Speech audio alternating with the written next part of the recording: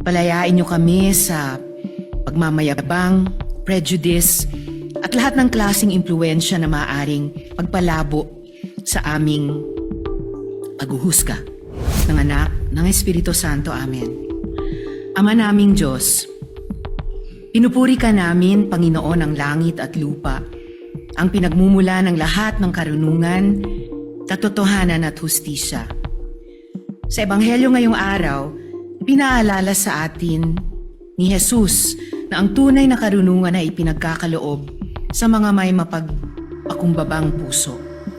Sa pagpapatuloy ng mga pagdinig o paglilitis na ito, hinihiling namin ang iyong gabay.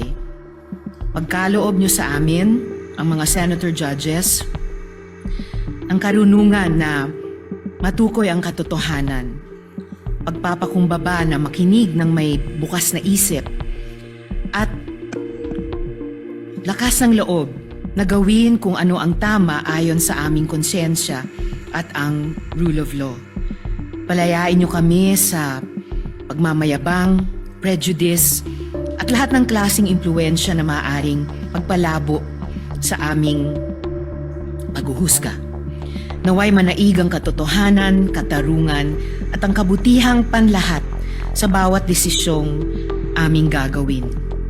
Naway ang inyong espiritu ay gumabay sa amin na maglingkod ng may integridad, katapatan, at pagmamalasakit. Laging sinasaisip na ang pinakamataas naming responsibilidad ay sa sambayan ng Pilipino at sa katotohanan. Inihiling namin ang lahat ng ito sa pamamagitan ni Jesucristo. Amen. Sa ngalan ng Ama at ng Anak, ng Espiritu Santo. Amen.